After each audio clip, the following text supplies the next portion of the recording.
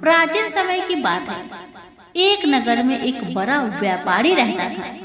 वह जहाजों में माल लाद कर दूसरे देशों में भेजा करता था, परंतु उसकी पत्नी अत्यंत कंजूस थी। वह किसी को एक दमड़ी भी नहीं देनी चाहती थी। एक बार सेठ जब दूसरे देश व्यापार करने गया तो पीछे से बृहस्पति देव ने साधु का वेश में उसकी पत्नी से भिक्षा मांगी। व्यापारी की पत्नी बृहस्पति देव से बोली, हे साधु महाराज, मैं इस दान और पुण्य से तंग आ गई हूँ। आप कोई ऐसा उपाय बताएं जिससे मेरा सारा धन नष्ट हो जाए और मैं आराम से रह सकूं। मैं यह धन लुटता हुआ नहीं देख सकती। बृहस्पति देव ने कहा, हे देवी, तुम बड़ी विचित्र हो। संतान और धन से कोई दुखी होता है? अगर अधिक धन है तो इसे शुभ कार्यों में लगाओ, कुंवारी कन्याओं का विवाह कराओ, विद्यालय और बाग बगीचों का निर्माण कराओ। ऐसे पुण्य कार्य करने से तुम्हारा लोक परलोक सार्थक हो सकता है। परंतु साधु की इन बातों से व्यापारी की पत्नी को खुशी नहीं हुई। उसने कहा, मुझे ऐसी धन की आवश्यकता नहीं है जिसे मैं दान में दूं। तब बृहस्पति देव बोले, यदि तुम्हारी ऐसी इच्छा है तो तुम एक उपाय करना। 7 बृहस्पतिवार घर को गोबर से लिपना, अपने केशों को पीली मिट्टी से धोना, केशों को धोते समय स्नान करना, व्यापारी से हजामत बनाने को कहना, भोजन में मांस मदिरा खाना, कपड़े अपने घर धोना। ऐसा करने से तुम्हारा सारा धन नष्ट हो जाएगा। इतना कहकर बृहस्पति देव अंतर्ध्यान हो गए। व्यापारी की पत्नी ने बृहस्पति देव के कहे अनुसार 7 बृहस्पतिवार वैसा ही करने का निश्चय किया। केवल 3 बृहस्पतिवार बीते थे कि उसके समस्त धन संपत्ति नष्ट हो गई और वह परलोक सिधार गई। जब व्यापारी वापस आया तो उसने देखा कि उसका सब कुछ नष्ट हो चुका है। उस व्यापारी ने अपनी पुत्री को सत्वाना दी और दूसरे नगर जाकर बस गया। वहाँ वह जंगल से लकड़ी काट कर लाता और शहर में बेचता। इस तरह वह अपना जीवन व्यतीत करने लगा। एक दिन उसकी पुत्री ने दही खाने की इच्छा प्रकट की, लेकिन व्यापारी के पास दही खरीदने के पैसे नहीं थे। वह अपनी पुत्री को अवशासन देकर जंगल में लकड़ी काटने चला गया। वहाँ एक वृक्ष के नीचे बैठ अपनी पूर्व दशा पर विचार कर रोने लगा। उस दिन बृहस्पतिवार था। तभी वहाँ बृहस्पति देव साधु के रूप में सेठ के पास आए और बोले, हे मनुष्य, तू इस जंगल में किस चिंता से बैठा है? तब व्यापारी बोला, हे महाराज, आप सब कुछ जानते हैं। इतना कहकर व्यापारी अपनी कहानी सुनाकर रो पड़ा। बृहस्पति देव बोले, देखो बेटा, तुम्हारी पत्नी ने बृहस्पति देव का अपमान किया था, इसी कारण तुम्हारा यह हाल हुआ है। लेकिन अब तुम किसी प्रकार की चिंता मत करो। तुम गुरुवार के दिन बृहस्पति देव का पाठ करो। 2 पैसे के चने और गुड़ को लेकर जल के लोटे में शक्कर डालकर वह अमृत और प्रसाद अपने परिवार के सदस्यों और कथा सुनने वालों में बांट दो। स्वयं भी प्रसाद और चनरा मिल लो। भगवान तुम्हारा अवश्य कल्याण करेंगे। साधु की बात सुनकर व्यापारी बोला, महाराज, मुझे तो इतना भी नहीं बचता कि मैं अपनी पुत्री को दही लाकर दे सकूं। इस पर साधु जी बोले, तुम लकड़ियां शहर में बेचने जाना, तुम्हें लकड़ियों के दाम पहले से चौगुने मिलेंगे, जिससे तुम्हारे सारे कार्य सिद्ध हो जाएंगे। उसने लकड़ियां काटी और शहर में बेचने के लिए चल पड़ा।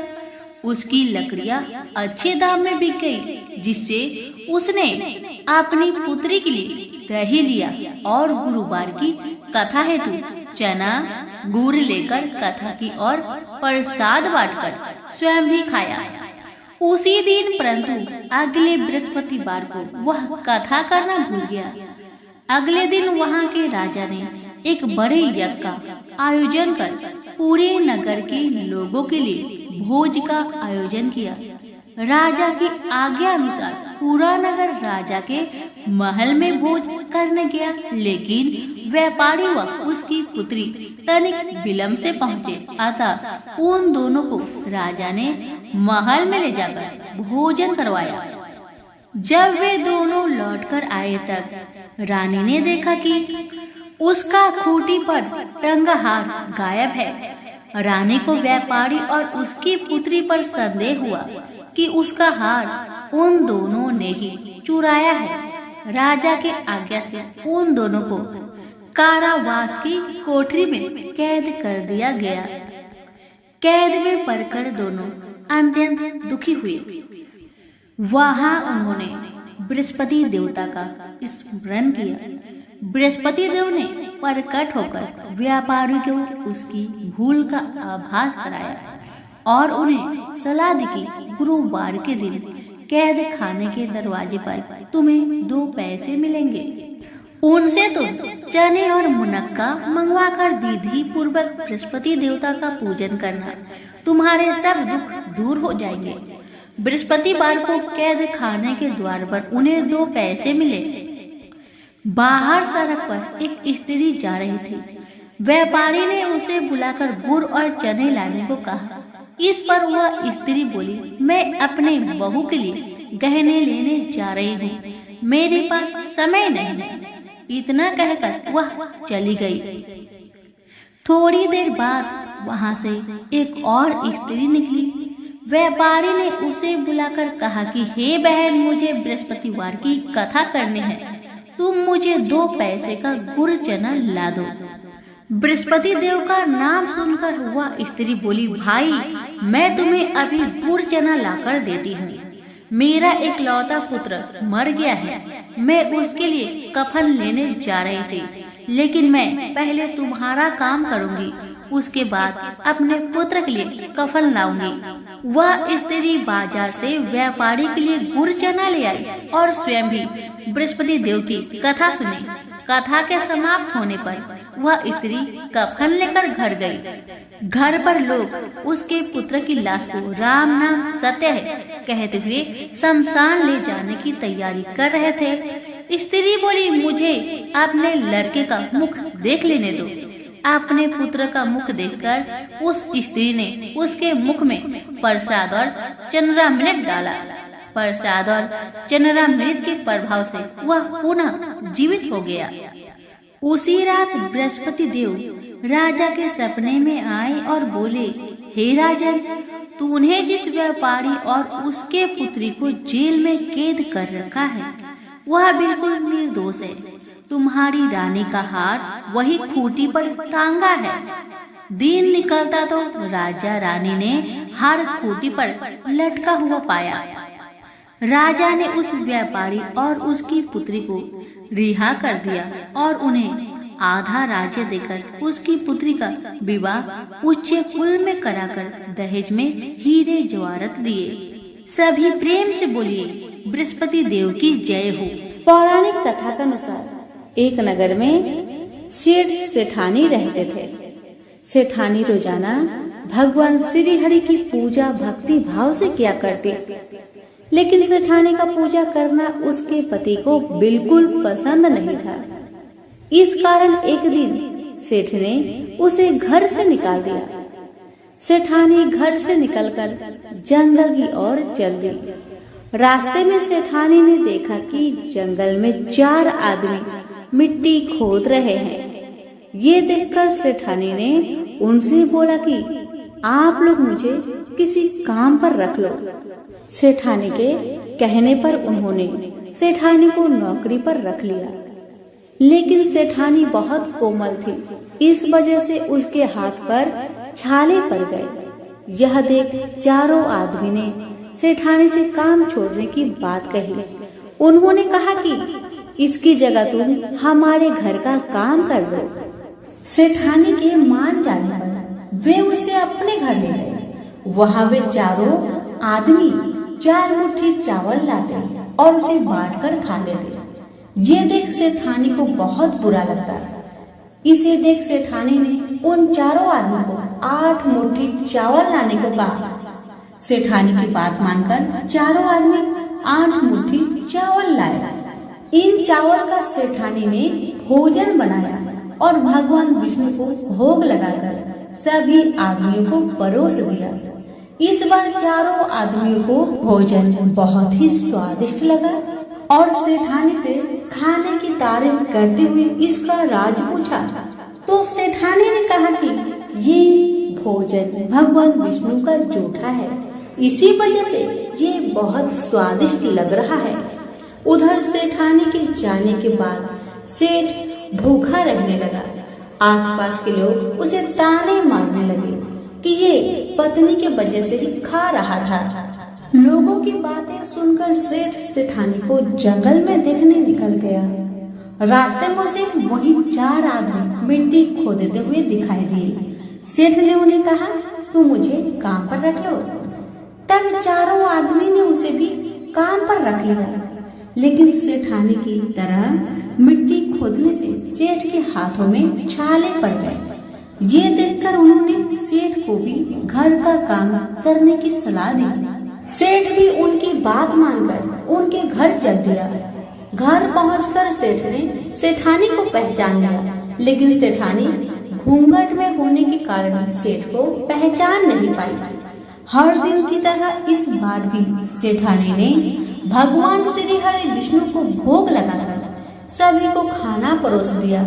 लेकिन जैसे ही सेठानी सेठ को खाना परोसने लगी तो भगवान विष्णु ने सेठानी का हाथ पकड़ लिया और कहा कि ये तुम क्या कर रही हो। सेठानी बोली, मैं कुछ नहीं कर रही, मैं तो भोजन परोस रही हूँ। चारों भाइयों ने सेठानी से कहा कि हमें भी भगवान विष्णु के दर्शन कराओ। सेठानी के अनुरोध करने पर भगवान विष्णु उन सभी के सामने प्रकट हो गए। यह देख सेठ ने सेठानी से क्षमा मांगी और उसे हाथ पकड़कर घर चलने को कहा। तब चारों भाइयों ने बहन को बहुत सारा धन देकर विदा किया।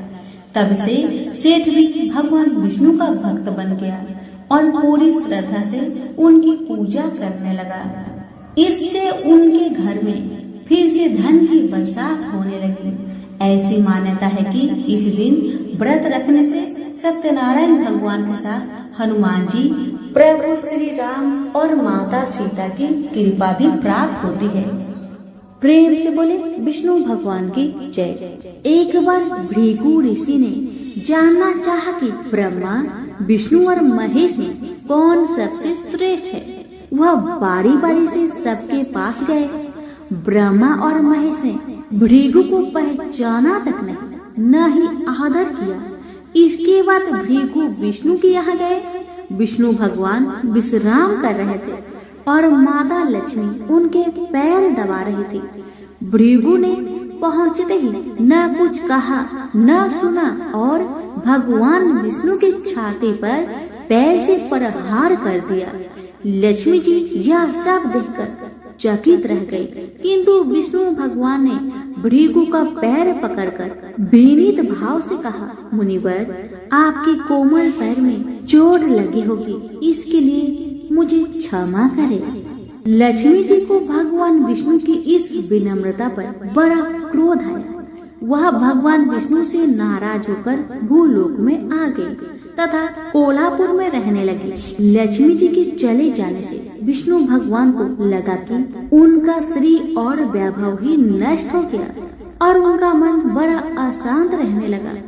लक्ष्मी जी को ढूंढने के लिए वह श्रीनिवास के नाम से भूलोक में आए।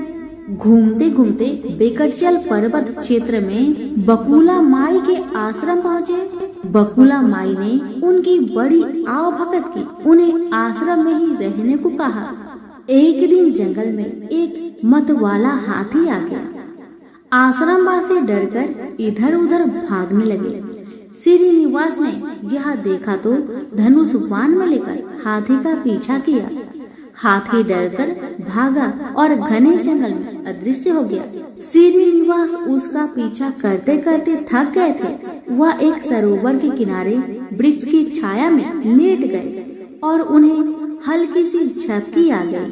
थोड़ी देर में शोर सुनकर वह जागे तो देखा कि 4-6 युवतियां उन्हें घेर खड़ी है।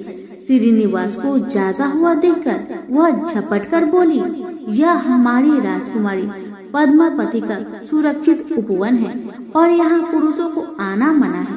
तुम यहाँ कैसे और क्यों आए हो? श्रीनिवास कुछ जवाब दे इससे पहले ही उनकी दृष्टि वृक्ष की ओर से झांकती राजकुमारी की ओर गई। श्रीनिवास पद्मावती को एकटक देखते रह गए। थोड़ा संयत होकर कहा, देवियों, मुझे पता नहीं था। मैं शिकार का पीछा करता हुआ यहाँ आया था। थक जाने पर मुझे नींद आ गई, इसलिए क्षमा करें। श्रीनिवास आश्रम में लौट आए किंतु बड़े उदास रहने लगे।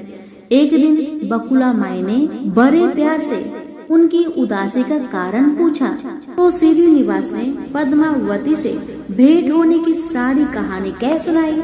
फिर कहा, उसके बिना मैं नहीं रह सकता। बकुला माई बोली, ऐसा सपना मत देखो। कहा वह प्रतापी चोल नरेश आकाश राज की बेटी और कहा तुम आश्रम में पलने वाले एक कुल गोत्रहीन युवक। श्रीनिवास बोले, माँ, एक उपाय है, तुम मेरा साथ दो तो सब संभव है। बकुला माई ने श्रीनिवास का सच्चा प्यार देखकर हाँ कर दी। श्रीनिवास ज्योतिष जानने वाली औरत का भेष बनाकर राजा आकाश की राजधानी नारायणपुर पहुँचे। उसकी चर्चा सुन पद्मावती ने भी उस औरत को महल में बुलाया और अपना हाथ दिखाया। राजकुमारी के हस्त रेखा देखकर वह बोली, राजकुमारी, कुछ दिन पहले तुम्हारी भेंट तुम्हारी सुरक्षित उद्यान में किसी युवक से हुई थी। तुम दोनों की दृष्टि मिली थी। उसी युवक से तुम्हारी शादी का योग बनता है। पद्मावती की माँ धारणा देवी ने पूछा, यह कैसे हो सकता है? ज्योतिषी औरत बोली, ऐसा ही योग है। ग्रह कहते हैं कोई औरत अपने बेटे के लिए आपकी बेटी मांगने स्वयं आएगी। 2 दिन बाद सचमुच ही बकुला माई एक तपस्विनी के भेष में राजमहल आई। उसने अपने युवा बेटे के साथ पद्मावती के विवाह की चर्चा की। राजा आकाश ने बकुला माई को पहचान लिया। उन्होंने पूछा, वह युवक कौन है? बकुला माई बोली, उसका नाम श्रीनिवास है। वह चंद्र वंश में पैदा हुआ है। मेरे आश्रम में रह रहा है। मुझे माँ की तरह मानता है। राजा आकाश ने कुछ सोचकर उत्तर देने के लिए कहा। बकुला माई के चले जाने पर आकाश ने राज पुरोहित को बुलाकर सारी बात बताई। राज पुरोहित ने गणना की, फिर सहमति देते हुए कहा, महाराज, श्रीनिवास में विष्णु जैसा देवगुण है और लक्ष्मी जैसी आपकी बेटी के लिए यह बड़ा सुयोग है। राजा आकाश ने तुरंत बकुला बाई के यहाँ अपनी स्वीकृति के साथ विवाह के लग्न पत्रिका भेज दी। बकुला माई ने सुना तो वह चिंतित हो उठी। श्रीनिवास से बोली, बेटा, अब तक तो विवाह की चिंता ही थी, अब पैसे न होने की चिंता है। मैं वरा स्वामी के पास जाती हूँ, उनसे पूछती हूँ कि क्या किया जाए। बकुला माई श्रीनिवास को लेकर वरा स्वामी के पास गई और श्रीनिवास के विवाह के लिए धन की समस्या बताई। तो वरा स्वामी ने 8 दिक्पालों इंद्र, कुबेर, ब्रह्मा, शंकर आदि देवताओं को अपने आश्रम में बुलवाया और फिर श्रीनिवास को बुलाकर कहा, तुम स्वयं इन्हें अपनी समस्या बताओ। श्रीनिवास ने देवताओं से कहा, मैं चोल नरेश राजा आकाश की बेटी पद्मावती से विवाह करना चाहता हूँ। मेरी हैसियत राजा के अनुरूप नहीं है, मेरे पास धन नहीं है, मैं क्या करूँ? इंद्र ने कुबेर से कहा, कुबेर, इस काम के लिए तुम श्रीनिवास को ऋण दे दो। कुबेर ने कहा, ऋण तो दे दूंगा, पर उसे यह वापस कब और कैसे करेगा, इसका निर्णय होना चाहिए। श्रीनिवास बोले, इसकी चिंता मत कीजिए, कलयुग के अंत तक मैं सब ऋण चुका दूंगा। कुबेर ने स्वीकार कर लिया। सब देवताओं की साक्षी में श्रीनिवास के ऋण पत्र लिख दिया गया। उस धन से श्रीनिवास और पद्मावती का विवाह बड़े धूमधाम से हुआ।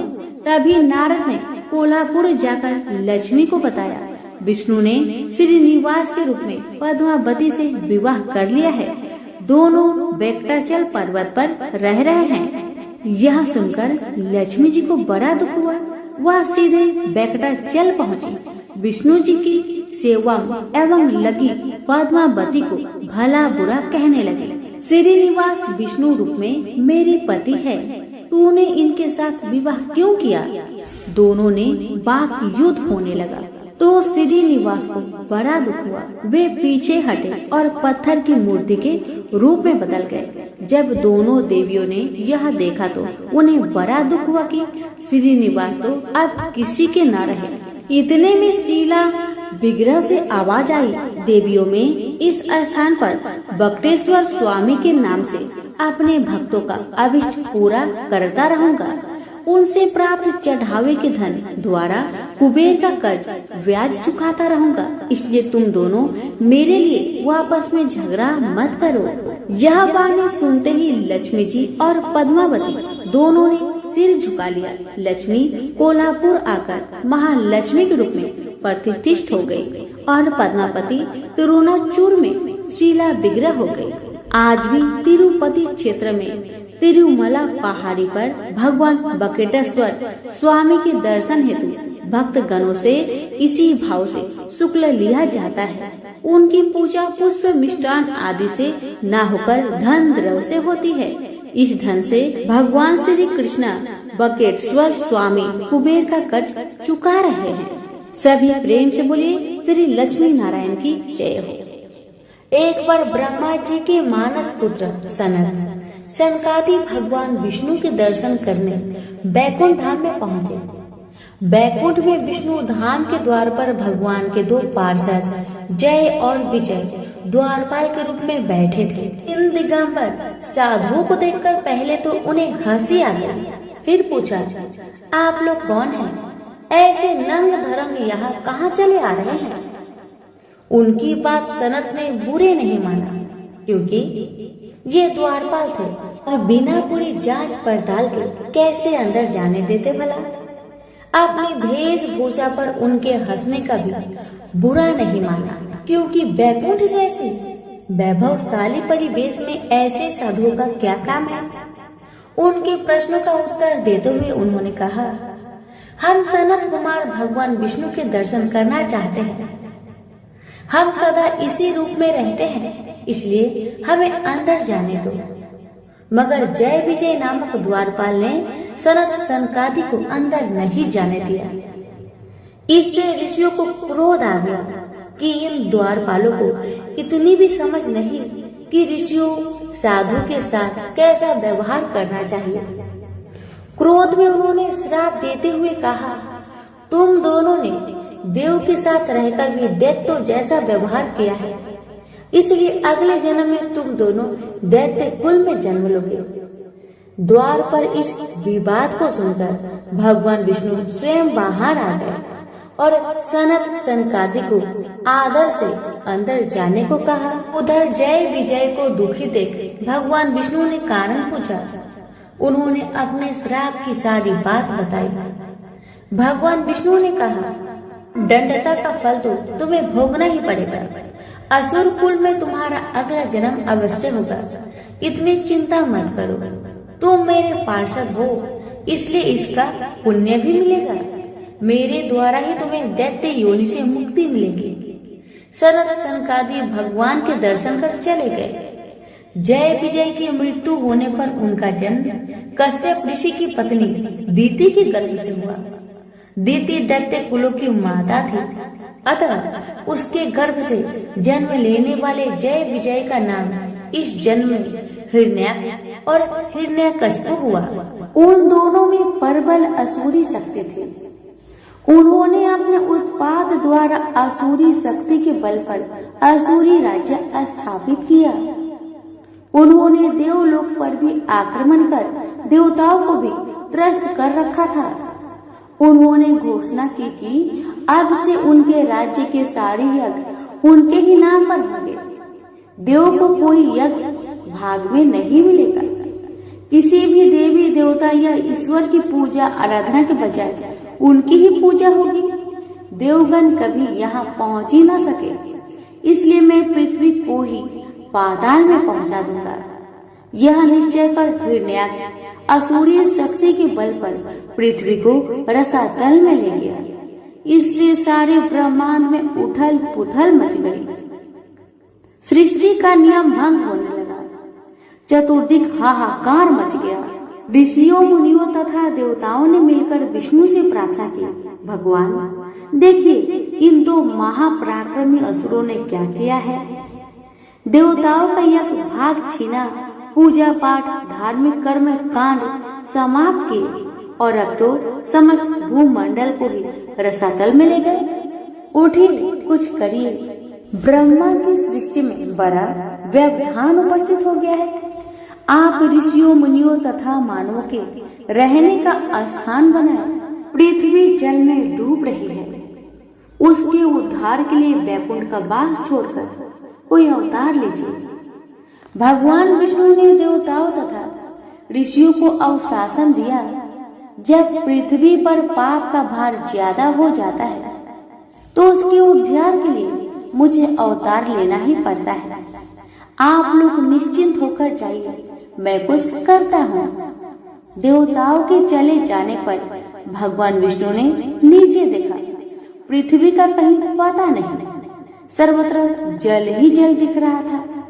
फिर तो भगवान वराह के रूप में प्रकट हुए और समुद्र में कूद पड़े। भयंकर गर्जना के साथ अपनी विशाल डांड पर पृथ्वी को रखकर वे अथाह जल राशि को चीरते हुए ऊपर आ गए। पृथ्वी को समुद्र से ऊपर आते देख तथा वराह का भयंकर शब्द सुनकर हिरण्याक्ष बौखला गया कि किसने उसकी शक्ति को चुनौती दी है। वराह को देखते ही वह उसे मारने दौड़ा। उसका हर अस्त्र शस्त्र वराह के शरीर से टकराकर चूर चूर हो जाता था। भगवान कुछ देर उसके प्रहार को झेलते रहे और उसके क्रोध को भड़काते रहे। रूप भले ही वराह का था पर थे तो वह पर ब्रह्मा अनंत शक्ति भगवान विष्णु। उन्होंने एक ही झटके से हिरण्याक्ष को अपनी डांड पर उठा लिया और घुमाकर आकाश में दूर फेंक दिया। आकाश में चक्कर काटकर वह धड़ाम से पृथ्वी पर वराह के पास से गिर पड़ा। मरणासन हिरण्याक्ष ने देखा कि वह वराह अब वराह न होकर भगवान विष्णु है। उसे अपना पूर्व जन्म याद हो आया। उसने भगवान के चरण पकड़ लिए और कहा, भगवान पाप के श्राप को आपने अंत कर दिया और अपने ही हाथों इस जन्म से मुक्ति दिलाई। मुझे तो मुक्ति मिली पर मेरे भाई हिरण्यकशिपु का क्या होगा? उसे भी तो मुक्ति दीजिए। भगवान विष्णु हंसकर बोले, समय से पूर्व किसी के पाप का अंत नहीं होता। तुम्हारे भाई हिरण्यकशिपु के पाप का भी अंत नहीं है। तुम्हारे अंत के लिए पृथ्वी कारण बनी। इसके अंत के लिए मुझे एक और अवतार लेना पड़ेगा। तुम्हारे लिए वराह बनना पड़ा। उसके लिए नरसिंह रूप में अवतार लेकर उसका उद्धार करना पड़ेगा। भगवान विष्णु के ये शब्द सुनकर हिरण्याक्ष ने बड़ी शांति से अपने प्राण त्याग दिए। तभी प्रेम से बोले, विष्णु भगवान की जय। अब सुनेंगे नरसिंह अवतार की कथा। अपने बड़े भाई हिरण्याक्ष के मारे जाने पर हिरण्यकशिपु बौखला उठा। हिरण्याक्ष को मारने के लिए नारायण को वराह यानी शुक्र तक बनना पड़ा।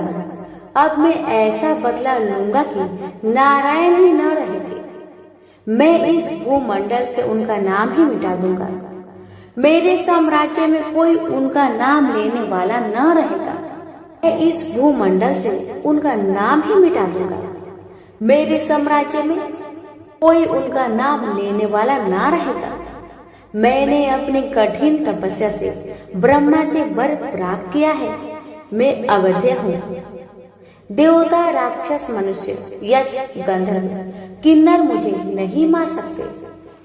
उसने सारे साम्राज्य में घोषणा कर दी कि कोई भी यज्ञ जब तक मेरे राज्य में नहीं होगा तथा किसी भी देवी देवता की आराधना नहीं होगी।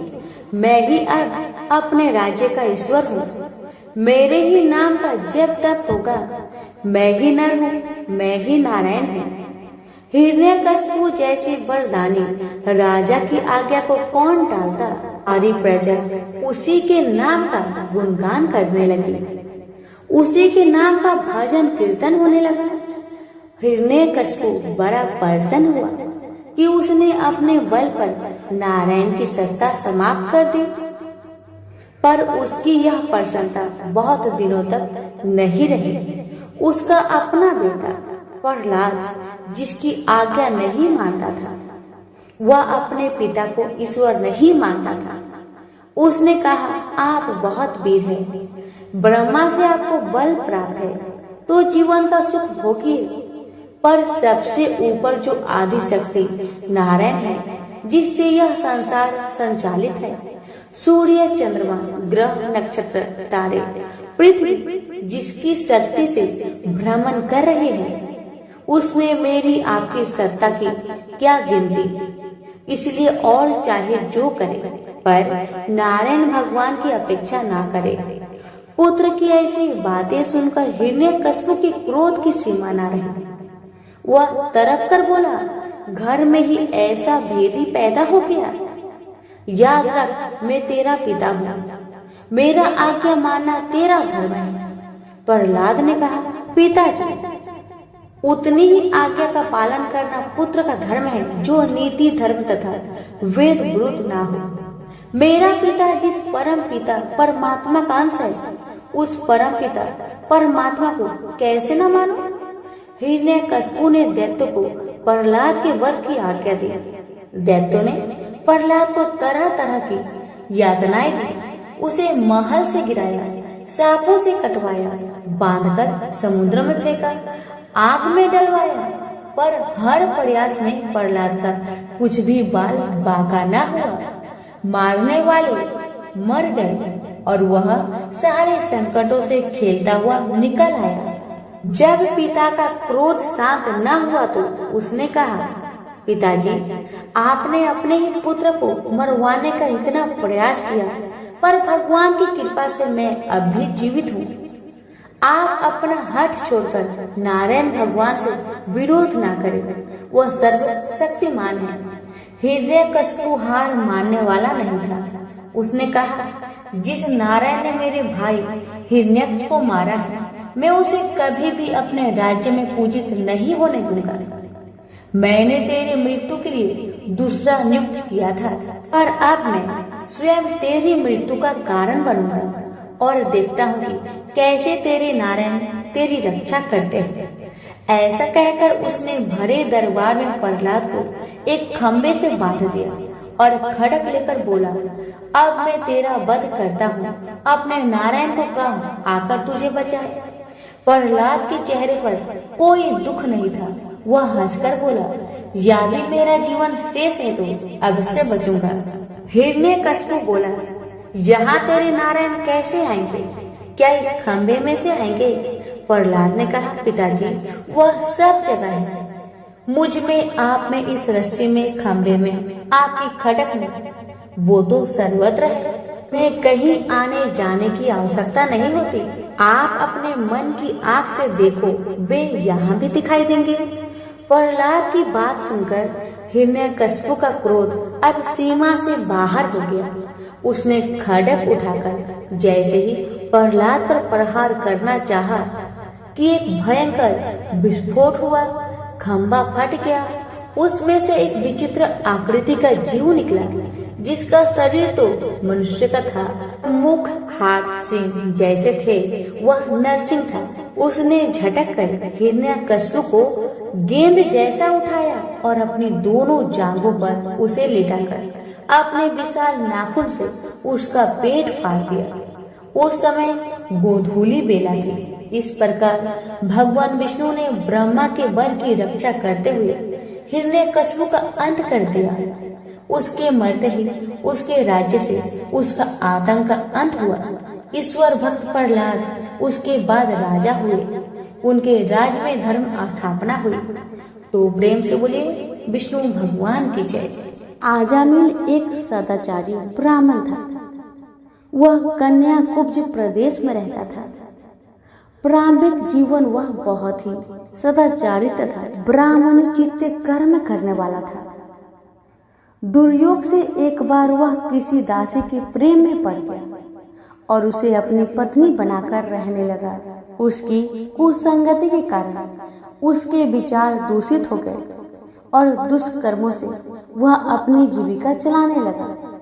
वह लूटपाट तथा हत्या जैसे बुरे कर्मों में हमेशा लगा रहता था। दासी से इसके 10 पुत्र थे। उनमें से सबसे छोटे पुत्र से उसे बड़ा मोह था। उसका नाम उसने नारायण रखा था। अक्सर वह उसे हमेशा नारायण नारायण कहकर पुकारता था। उसके अन्य बेटा उसकी कोई परवाह नहीं करते थे तथा वे भी उसी की तरह दुष्ट कर्मों में लगे रहते थे। पत्नी भी नीच संस्कारों की थी, अतः वो भी कभी आजमीर को मना नहीं करती थी कि बुरे और निंदित कर्म मत करो। अच्छे और भले कर्मों से जो उपार्जित करोगे उसी में रूखा सूखा खाकर जैसा भी होगा हम अपना तथा अपने परिवार का भरण पोषण करेंगे। पत्नी तथा अन्य संतानों की तरफ से निंदित कर्मों का बढ़ावा देने के कारण अजामिल और भी बुरे कर्मों में लगा रहा। चोरी, झूठ, लूटपाट तथा हत्या जैसे जघन्य कर्मों के साथ वह मद्यपान भी अधिक करने लगा, जिससे उसका स्वास्थ्य भी खराब हो गया। एक बार वह बहुत बीमार पड़ा। उसकी सेवा के लिए कोई भी न आता था। अब उसे पता लगा कि जिनके भरण पोषण के लिए वह निंदित कर्म करता रहा, वही लोग अब उसे पूछते तक नहीं।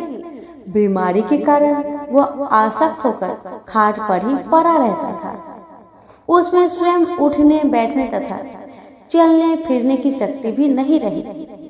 छोटा बेटा नारायण उसकी पुकार सुनकर उसके पास आता और उसकी बात सुनता था, इसलिए वह हमेशा उसको ही नारायण नाम लेकर पुकारता था।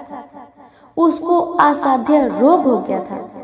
एक दिन उसे जब आभास हुआ कि अब वह नहीं बचेगा और उसका प्राण हो जाएगा, तो व्याकुल होकर वह अपने छोटे पुत्र को नारायण नारायण कहकर पुकारने लगा।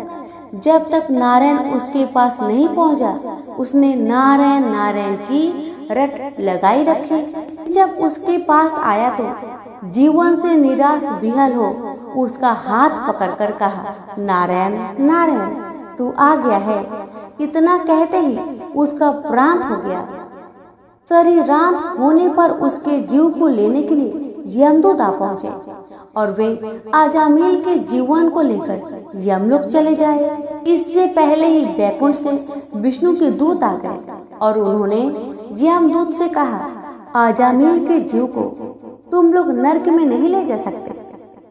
मरते समय इसने कई बार विष्णु को नारायण नारायण कहकर पुकारा था, अतः अब यह जीव स्वर्ग का अधिकारी है।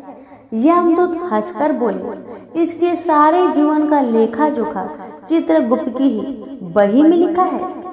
उसके अनुसार ये पूरे जीवन में हमेशा निंदित और पाप कर्म में लिप्त रहा। तुम जो नारायण की बात करते हो, यह नारायण के रूप में विष्णु भगवान को नहीं पुकार रहा था। ये तो अपने छोटे बेटे को उसका नाम लेकर पुकार रहा था।